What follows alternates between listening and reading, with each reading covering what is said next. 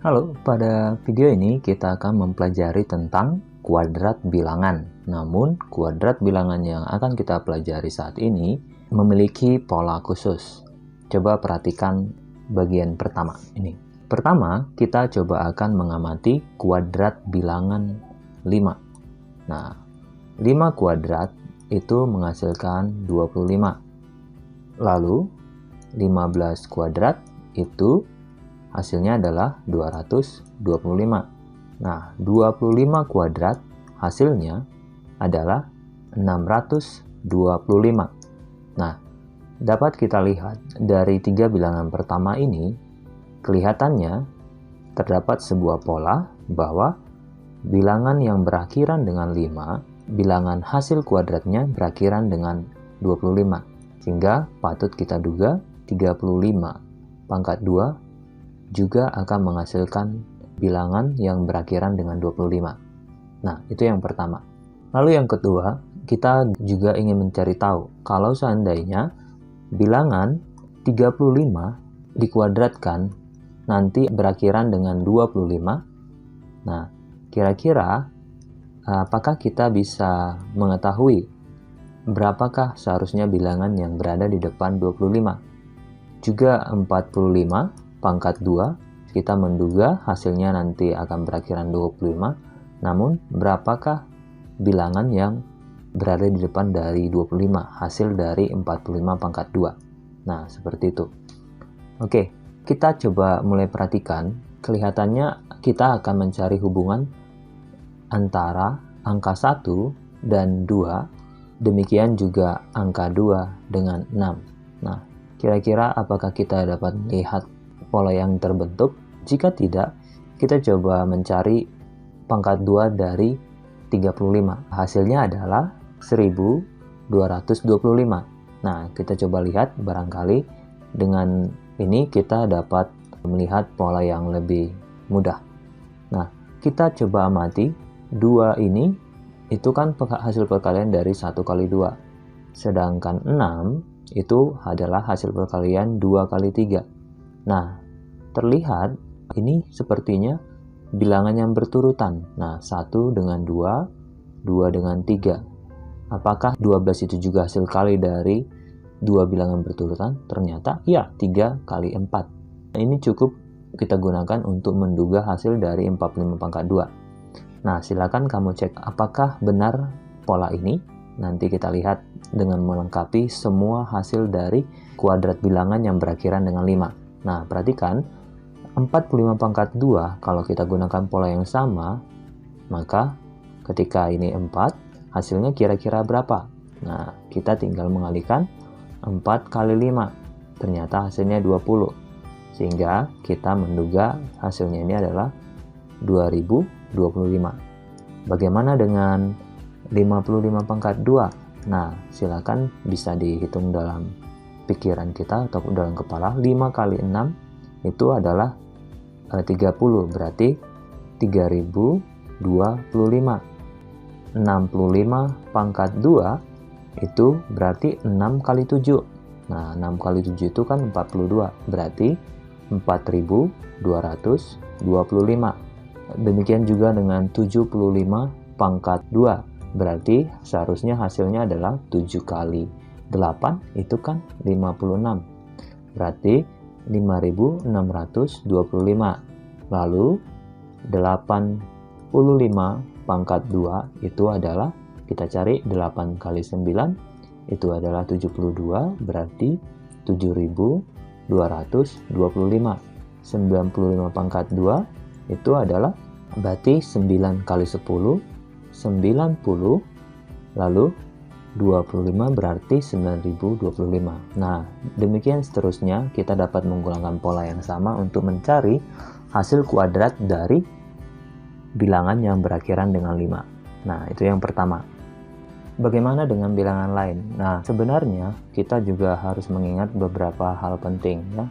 Kita boleh mengingat bilangan kuadrat untuk angka dari 1 sampai 20 bisa kita ingat ya. Misalnya 1 pangkat 2 itu kan 1, lalu 2 pangkat 2 4, 3 pangkat 2 itu 9, 4 pangkat 2 itu 16, 5 pangkat 2 itu 25, lalu 6 pangkat 2, 36, 7 pangkat 2 itu 49, 8 pangkat 2 itu 64, 9 pangkat 2 81, 10 pangkat 2 100, lalu 11 pangkat 2 itu 121, 12 pangkat 2 itu 144, 13 pangkat 2 169, 14 pangkat 2 196, 15 pangkat 2, nah tadi itu kita sudah tahu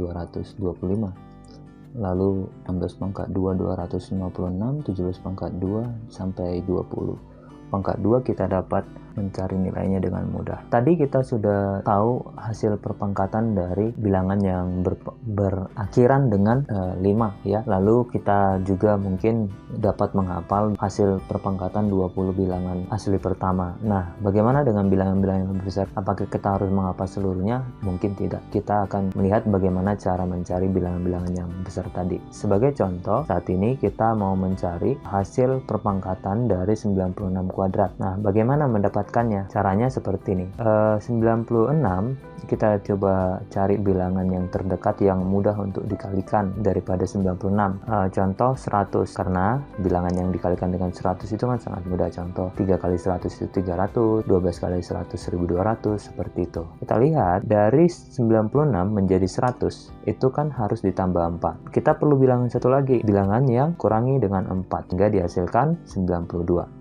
Bilangan yang baru kita peroleh dari menjumlahkan dengan 4 dan mengurangkan dengan 4, kita kalikan. Hasilnya kan 9200. Terakhir kita jumlahkan dengan kuadrat dari 4, itu adalah 16. Jadi jawabannya adalah 9216. Nah, kita ada dapat jawabannya 9216.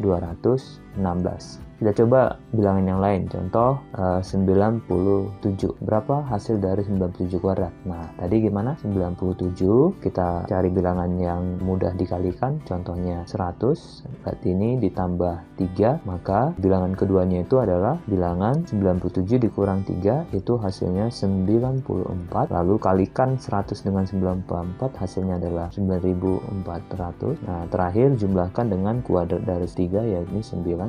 Kita jumlahkan seluruhnya, hasilnya adalah 9409. Nah, kita coba bilangan lain, contoh bagaimana dengan 49 pangkat 2. Nah, bagaimana? Kita boleh mencarinya dengan cara seperti tadi, tapi kalau dia menjadi 100 kan terlampau jauh ya. Kita boleh lebih dekat ke 49, itu kan 50. Nah, itu hanya selisih 1. Berarti bilangan keduanya adalah dikurang dengan 1, yaitu 48. Nah, bagaimana mengalihkan 48 dengan 50? Tadi di perkalian 100 kan itu cukup mudah ya. Nah, bagaimana dengan ini? Daripada mengalihkan 48 dengan 50, kita dapat mengalihkan bilangannya dengan 100. Supaya jadi 100 ini kan harus dikali 2. Nah, oleh sebab itu 48-nya kita bagi 2. Nah, kan sama saja. Lebih mudah membagi 48 dengan 2 daripada mengalihkan 48 dengan 50. Nah, 48 bagi 2 itu kan 24. Kali 100 berarti 2400. Nah, kita dapat hasil kali dari 50 dengan 48. Nah, terakhir jangan lupa dijumlahkan dengan 1 kuadrat. Nah, oke, dijumlahkan lagi dengan 1.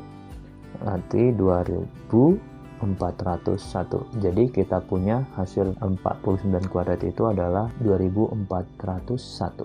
Nah, ini ya, berapa 53 kuadrat hasilnya. Barangkali kita nggak harus selalu dimulai dengan dijumlahkan ya. Bisa aja kita mulai dari pengurangan. Nah, contoh ini kurang 3. Nah, kalau dia dikurang 50 kurang 3, maka ini adalah 56. Kenapa? Perlu ditambah 3 lagi. Nah, jadi kita kalikan 56 dengan 50. Nah, tadi gimana caranya? Daripada mengalihkan 56 dengan 50, lebih baik membagi 56 dengan 2, lalu dikalikan dengan 100. Itu 56 bagi 2 itu adalah 28. Berarti 2800. Terakhir, dijumlahkan dengan 3 kuadrat itu 9, 2809. Jadi 53 pangkat 2 itu adalah 2809. lihat kembali yang pertama dengan bilangan berakhiran 5. Nah, kenapa pola pertama tadi bisa berlaku?